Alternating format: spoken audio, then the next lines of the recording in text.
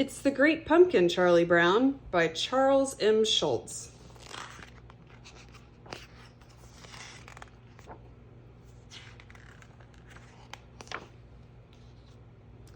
Dear Great Pumpkin, I'm looking forward to seeing you on Halloween night. I hope you will bring me lots of presents.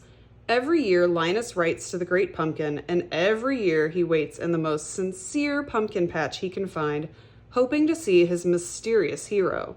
On Halloween night, the Great Pumpkin rises out of the pumpkin patch and flies through the air with a bag of toys for all the children, Linus explained to Charlie Brown. You must be crazy, Charlie Brown said. Linus's sister, Lucy, cried, "Writing to the Great Pumpkin again? You'll make me the laughingstock of the neighborhood." Linus sighed. There are 3 things I've learned never to discuss with people: religion, politics, and the Great Pumpkin. Sally was the only one who didn't laugh at Linus. You say the cutest things, she said. Would you like to join me in the pumpkin patch this year? Linus asked. Sally smiled. Oh, I'd love to. Linus was excited. This Halloween, he would have company in the pumpkin patch, and surely this time the Great Pumpkin would appear. But first, Linus had to mail his letter. Nearby, Charlie Brown opened his own mailbox. For once, it wasn't empty. I got an invitation to a Halloween party, Charlie Brown danced with joy. I've never gotten a party invitation before.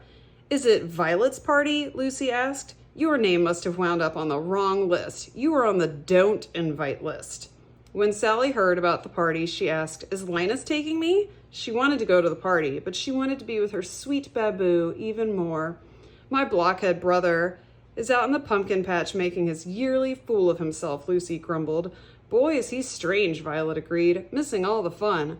Maybe there is a Great Pumpkin, Sally said, defending her sweetheart.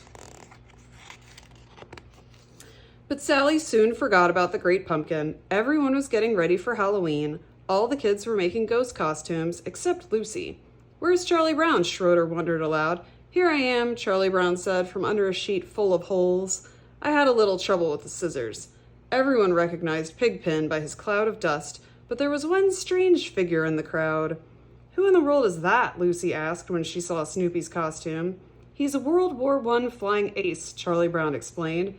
Flying ace or no flying ace, Lucy decided to take charge.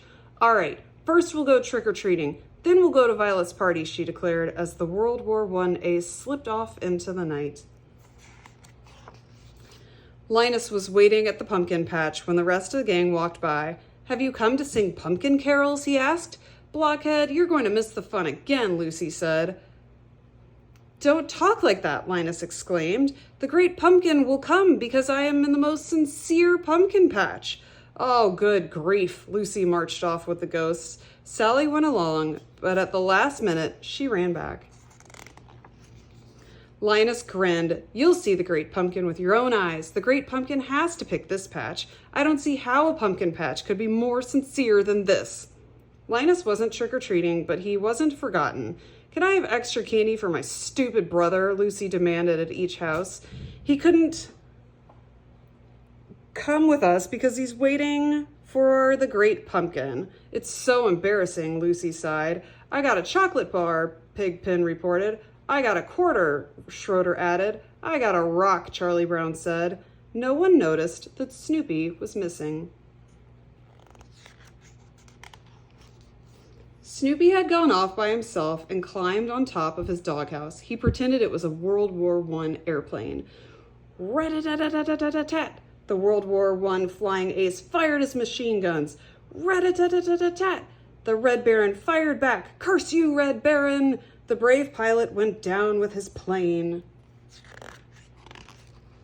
The World War I flying ace sneaked off into the night behind enemy lines. He took shelter where he could, but always pressed on toward his goal. On their way to Violet's house, the gang stopped at the pumpkin patch. They couldn't believe Sally was going to miss the party. Just wait until the Great Pumpkin comes, Sally shouted. Linus knows what he's doing. The Great Pumpkin will be here. But Sally was beginning to have her doubts. As soon as the other kids left, Sally turned to Linus and shouted, All right, where is this Great Pumpkin? While Sally and Linus scanned the dark pumpkin-filled horizon, the rest of the gang enjoyed a great Halloween party. They bobbed for apples and played games for prizes. There were caramel apples, popcorn balls, jazzy music, and spooky decorations. Everyone had a fantastic time. Meanwhile, on the pumpkin patch, Sally sighed. If anyone had told me I'd be waiting in a pumpkin patch on Halloween night, I'd have said they were crazy. Just think, Sally, when the great pumpkin rises out of the pumpkin patch, we'll be here to see him, Linus replied. And just then there was a rustling in the nearby pumpkin vines. Could it be? Was it the great pumpkin finally going to appear? Linus saw a dark shape rise. His heart pounded, and then Linus fainted. Sally took a closer look at the dark figure. It wasn't the great pumpkin. It was Snoopy, the World War I flying ace, had found shelter in an enemy pumpkin patch. When Linus finally opened his eyes, he asked, "What happened? Did I see him? Did the great pumpkin leave us toys?"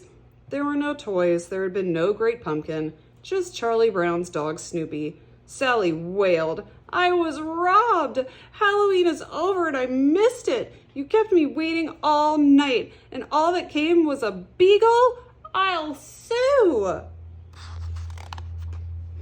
After the party, the trick-or-treaters stopped by the pumpkin patch to check on Sally and Linus. Sally was furious, but Linus still wasn't ready to give up.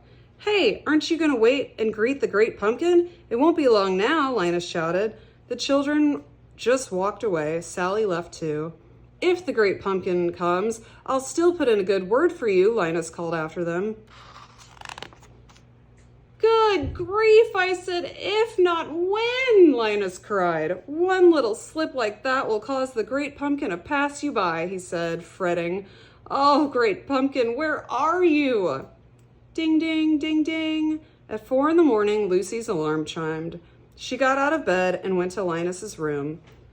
As she expected, his bed was empty. Lucy put on her coat and went to the pumpkin patch. She found her little brother shivering and alone. Once again, Linus had missed Halloween. Lucy brought her brother home, took off his muddy shoes, and tucked him in bed. Another Halloween had come and gone, and the great pumpkin hadn't appeared. The next day, Charlie Brown tried to make Linus feel better. "Don't take it too hard. I've done a lot of stupid things in my life, too." "Waiting for the great pumpkin isn't stupid," Linus replied. "Just wait until next year, Charlie Brown. You'll see. I'll find a pumpkin patch that's real sincere, and I'll wait until the great pumpkin rises up, and who knows, maybe next year."